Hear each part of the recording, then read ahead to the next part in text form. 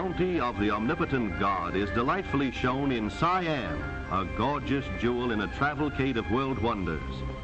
Here in southern Asia, the modern and the ancient unite in mystic splendor with a majority of Siam's 15 million people loyal to the great Buddha, who they believe showers their luscious plains with tropical sunlight, a radiant sunlight that, like a dazzling opiate, lulls the heart of Siam into lavish luxury. So the grateful Siamese salute the sun with Vatarung, the temple of the dawn. Nearby is Phra Pathom Shadi, enshrined in an isle of trees. Wat Po, largest temple of Bangkok, where the boy king Ananda Mahidal prays for Siam.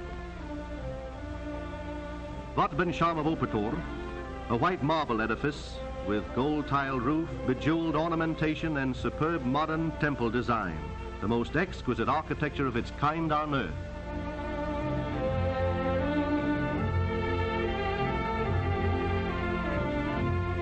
Assembly Hall, Court of Kings, where a council of regency now governs Siam, sometimes called Tail, a free land.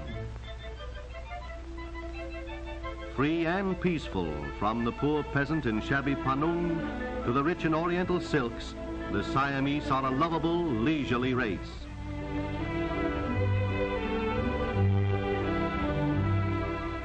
Like life in Bangkok, the Sophia River flows lazily under the majestic Memorial Bridge, a monument to the dynamic energy of former King Prahyadipok.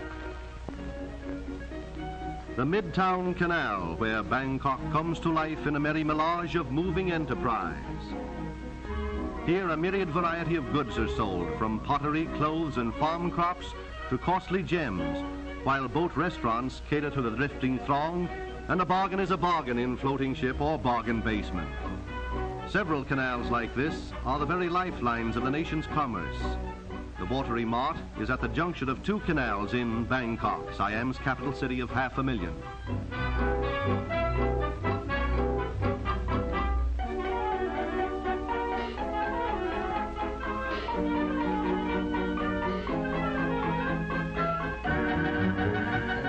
Charcoal fires cook fish and meat in the floating lunch wagons, and the restaurateur is an oarsman, chef, and waiter combined. A polyglot of life that contrasts luxury launches with dinky junks.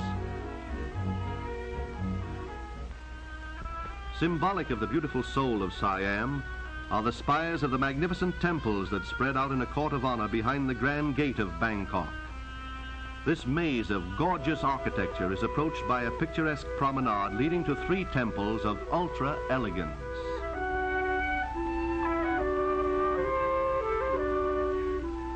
Here the Golden Stupa is on the left. The middle building, the Mahamandap, contains the Buddhist Bible, while on the right is the Devadhara, an elaborate hall of fame containing statues of ancient kings who are revered as national heroes.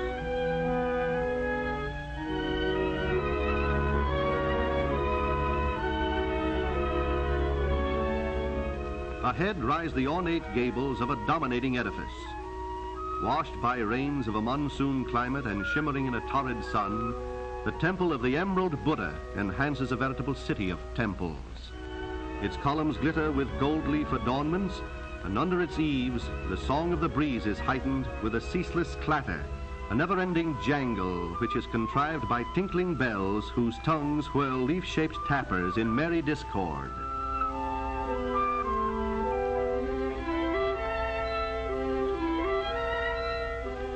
At the gable point over its stately entrance is the image of the deity wrought in gold. Because natural wealth and man riches unite to make Siam one of the most fabulous nations, her people are generous to religion. Significant of the concept that the good have wings, in this setting of bewildering charm are two striking figures, Kinari, half woman and half bird, and in another spot along the Devadhara Plaza is the image of Kinara, half man and half bird.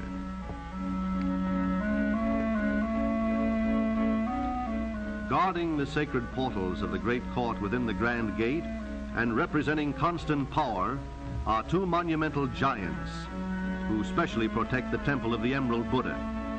A masterpiece of mosaic art is the green-tinged Goliath named Toscanta, who is armed with a mighty sword. His face is as terrifying as his size, and he wears his mascots in his hat. While his colleague on the right, Sahasdeya, would scarcely make a proper ad for a beauty parlor either. You've got to look worse than the devil to scare the devil away.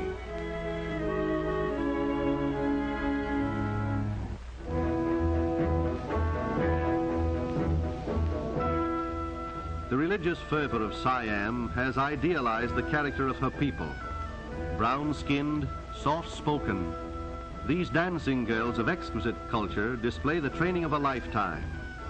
Their classical performance on the steps of Siam's constitutional memorial in the Royal Plaza is in effect an intricate religious ritual.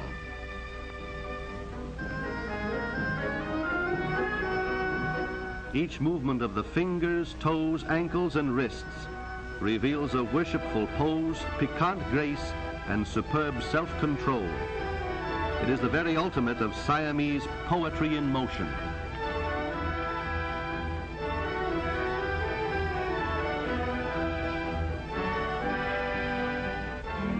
A cultured deb in modern Oriental silks displays the infinite fascination and charm of exquisite beauty.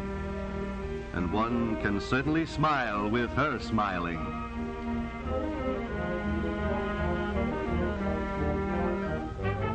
Young women of the upper classes with finishing schools and universities have every attainment of American socialites and display smart refinement plus the shy native Oriental attraction that has enamored the world.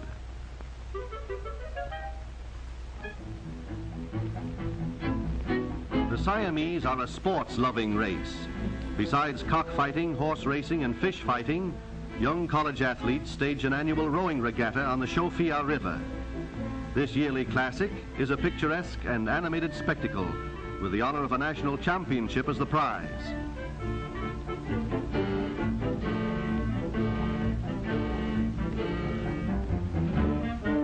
To speed the oars, one crew replaces the coxswain's megaphone with music. Everything is quite formal, but the exhibition has true carnival atmosphere. All Bangkok and the rest of Siam contribute to the crowd for this occasion, with many of the fans in their own rivercraft out to see the fun. Conspicuous among the throng are the food boats, the equivalent of roadside hot dog stands and wayside soda fountains.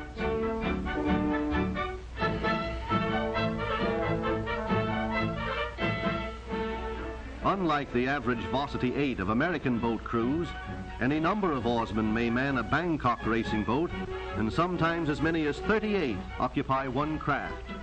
But the flat-bottomed affair is unwieldy and much slower than the Yankee shell. Cheering competition nevertheless peps up the spirit of the contest.